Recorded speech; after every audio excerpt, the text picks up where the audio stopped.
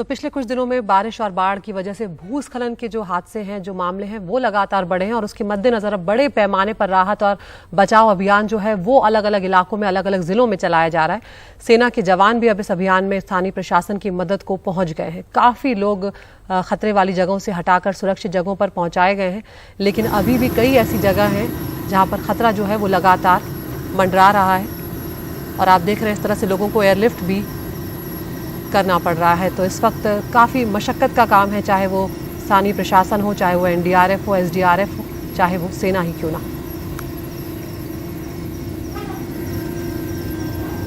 तो कई इलाके हैं जो बुरी तरह प्रभावित हुए हैं और भूस्खलन की वजह से कई सड़कें जो हैं वो प्रभावित हुई हैं। करीब बताया जा रहा है पूरे हिमाचल प्रदेश में 800 सड़कें हैं जो प्रभावित हुई हैं और आवाजाही शुरू करने के लिए रास्तों पर पड़ा मलबा हटाने की जरूरत है, लेकिन बिना सड़कों के जेसीबी मशीनों का मौके पर पहुंचना भी बहुत ज्यादा मुश्किल हो गया है। ऐसे में एयरफोर्स के जवान हेलीकॉप्टर्स के जरिए जेसीबी मशीनों को बंद पड़े रास्तों तक पहुंचा रहे हैं।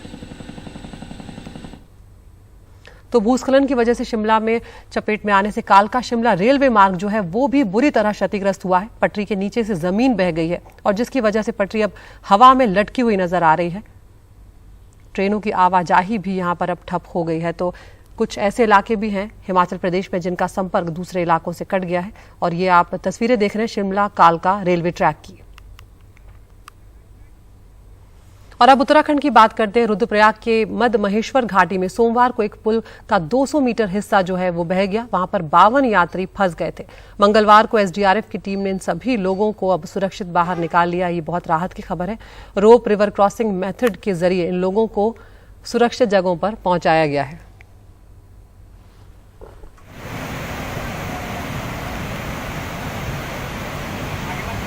आराम से।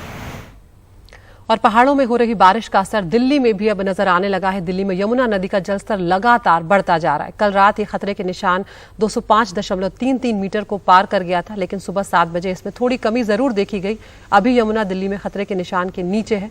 हथिनीकुंड बैराज से लगातार पानी छोड़े जाने के कारण यमुना के जलस्तर में लेकिन बढ़ोतरी अब देखी गई है और हो सकता है कि अगर इसी तरह से हिमाचल प्रदेश की स्थिति रही तो एक बार फिर दिल्ली में भी यमुना नदी का जलस्तर खतरे के निशान को पार कर जाएगा।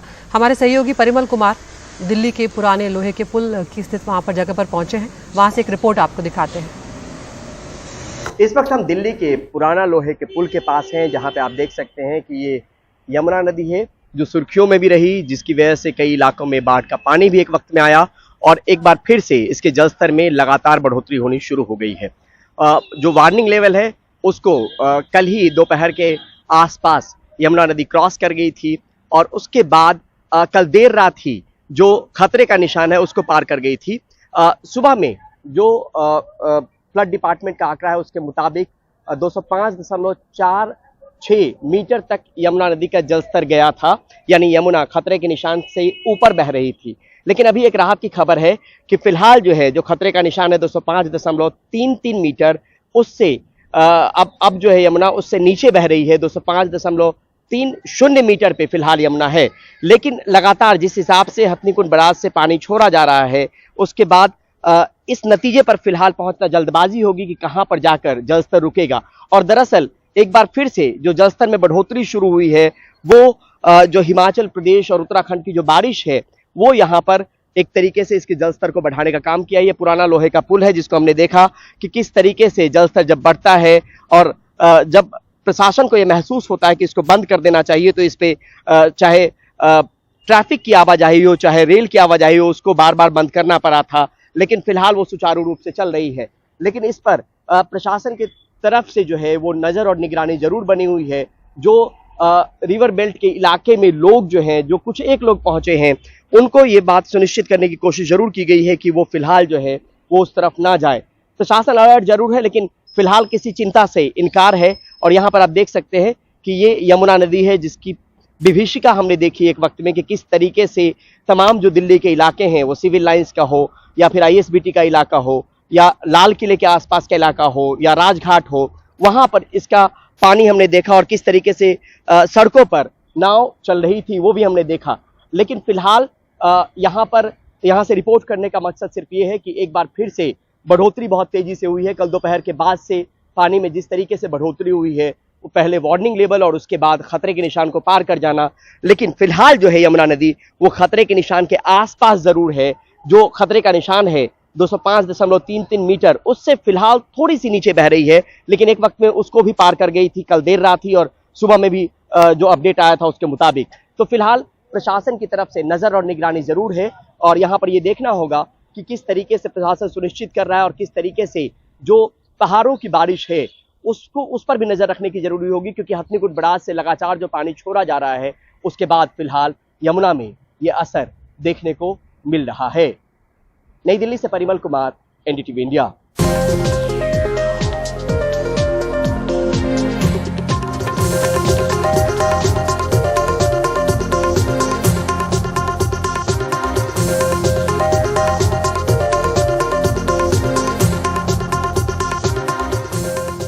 मध्य प्रदेश छत्तीसगढ़ चुनाव की बात करते हैं, जहां पर सभी राज्यों ने अब चुनाव के लिए कमर कस ली है और बीजेपी के खेमे में काफी हलचल नजर आ रही है। आज शाम बीजेपी मुख्यालय पर केंद्रीय चुनाव समिति की बैठक हो रही है, जिसमें प्रधानमंत्री नरेंद्र मोदी, अमित शाह, जेपी नड्डा समेत चुनाव समिति के सभी सदस्य जो हैं वो हिस्सा लेंगे। इस साल के अंत में होने वाले 5 राज्यों के विधानसभा चुनाव को लेकर रणनीति पर चर्चा होगी और माना जा रहा है कि आज की बैठक में पार्टी उन सीटों के लिए रणनीति तैयार करेगी जहां वो कमजोर है और साथ ही विधायकों के कामकाज की भी समीक्षा की जाएगी।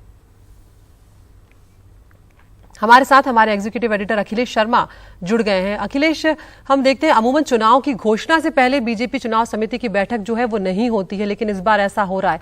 क्या खास बात है? क्या कहीं बीजेपी को ये लगता है कि इस बार मध्य प्रदेश में उसे कांटे की टक्कर मिलने वाली है?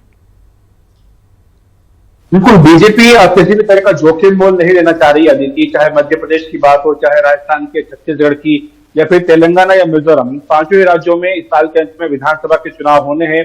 ज्यादा समय नहीं बचा है और इसीलिए बीजेपी परंपरा से हटकर, क्योंकि परंपरा ये रही है कि जब चुनाव की घोषणा हो जाती है उसके बाद उम्मीदवारों के चयन के लिए केंद्रीय चुनाव समिति की बैठक होती है, लेकिन इस बार चुनाव के ऐलान से पहले ही केंद्रीय चुनाव समिति की बैठक हो रही है।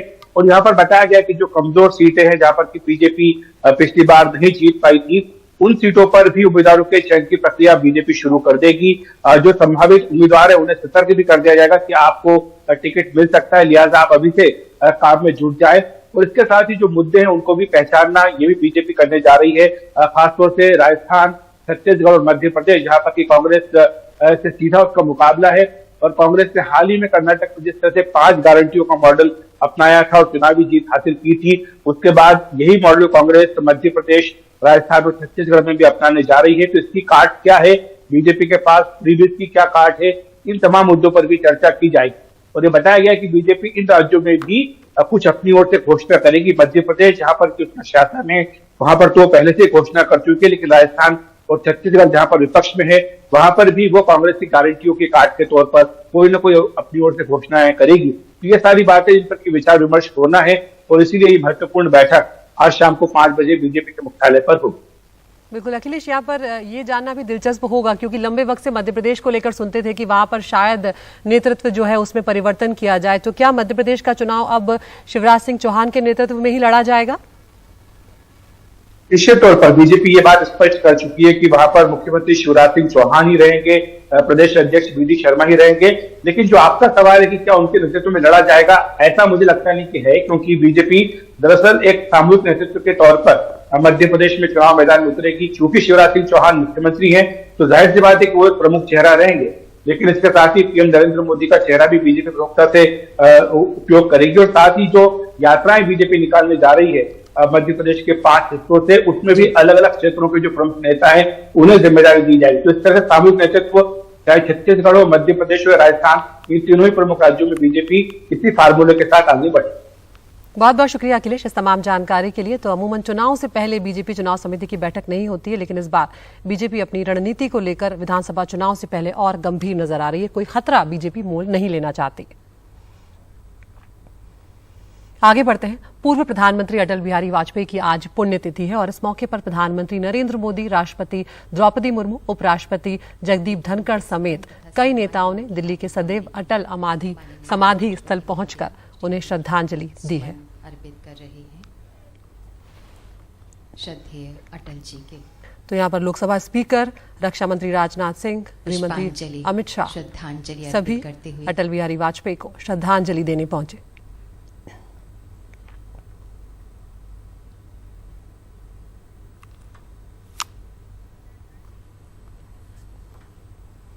नूह हिंसा के आरोपी बिट्टू बजरंगी को आज कोर्ट में पेश किया जाएगा। उसे कल हरियाणा के फरीदाबाद जिले से नूह पुलिस ने गिरफ्तार किया था। बिट्टू पर शोभा यात्रा से पहले भड़काऊ बयान देने का आरोप है और माना जा रहा है कि उसके भड़काऊ बयानों के चलते ही हिंसा वहां पर भड़की थी। पुलिस कार्रवाई के दौरान बिट्टू बजरंगी और उसके 15-20 समर्थकों ने तलवार और दूसरे हथियारों को लहराते हुए नारेबाजी की थी। बिट्टू समेत इन सभी लोगों के खिलाफ अवैध हथियार अधिनियम और आईपीसी की संगीन धाराओं में मुकदमा दर्ज किया गया है। इन पर बवाल करने, हिंसा करने, धमकी देने, सरकारी काम में बाधा डालने और ड्यूटी से रोकने और घातक हथियारों से नुकसान पहुंचाने की धाराएं लगाई गई हैं। इस मामले में पहले ही सुप्रीम कोर्ट ने कह दिया था कि सरकार हेट स्पीच पर नजर रखे, लेकिन रविवार को पलवल में जो महापंचायत हुई है वहां पुलिस की मौजूदगी में नफरती जुबान चलती रही। यही नहीं, 28 अगस्त को फिर से नल्हड़ महादेव मंदिर से यात्रा निकालने का फैसला हुआ है, जहां पर यात्रा के दौरान हिंसा हो गई थी।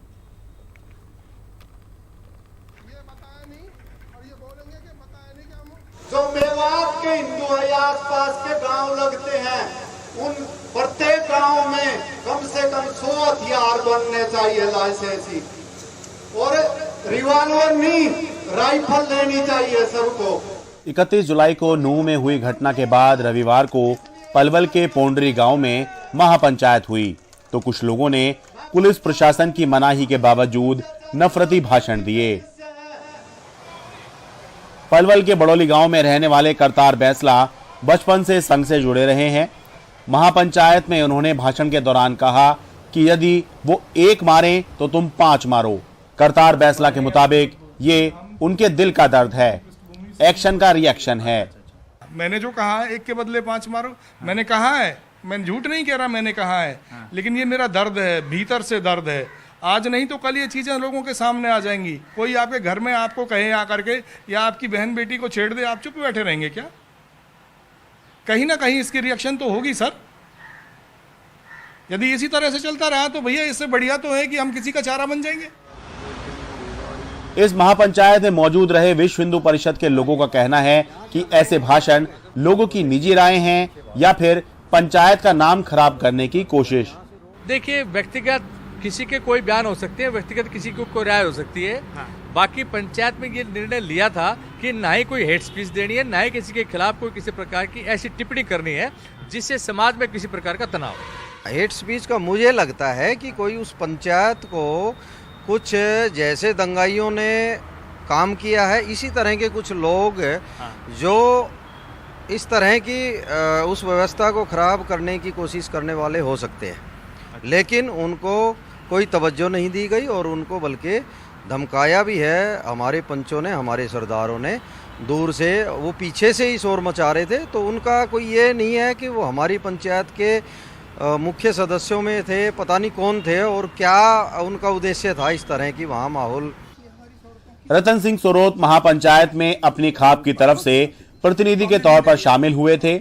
रतन सिंह सोरोत का कहना है कि उन्होंने तुरंत हेट स्पीच का विरोध किया था। वहां जाकर के मैंने देखा कि 1-2 आदमी तो ऐसे थे जिन्होंने इस तरह की भाषा जो बोली गई, कोई किसी ने बोला कि 1 के बदले 5 का उस सिर उतारा जाए, कोई कहने लगा राइफलों से, तो इस प्रकार की जो भाषा उस पर बिल्कुल सरोकार नहीं थे। और यहाँ तक भी निर्णय था हमारा, तो एक बार तो हम वहाँ से जाना चाह रहे थे बहिष्कार करके, लेकिन कई आदमियों ने रोका। उन्होंने अच्छा नहीं लगेगा, ये बात खराब हो जाएगी। मैंने भी सोचा कि हमारे ऊपर सारी जो पंचायत का मामला गलत हो जाएगा, तो वो सुनने के, लेकिन उन स्पीच को आम आदमी ने वहाँ भी उसको कंडेम किया और उनको पसंद नहीं किया। मेरी हाथ जोड़कर राम राम। महापंचायत में संघ, विश्व हिंदू परिषद और बजरंग दल से जुड़े लोगों के अलावा अलग अलग हिंदू समाज के प्रतिनिधि शामिल हुए थे। रविवार को पलवल के पोंडरी गांव में महापंचायत पुलिस की मौजूदगी और पूरी देखरेख में हुई, लेकिन पुलिस ने नफरती भाषण के मामले में अभी तक कोई कार्रवाई की है या नहीं, इसकी जानकारी पुलिस की तरफ से अभी तक मीडिया को नहीं दी गई है। पलवल से अपने कैमरा सहयोगी सचिन गुप्ता के साथ मैं शरद शर्मा, एनडीटीवी इंडिया।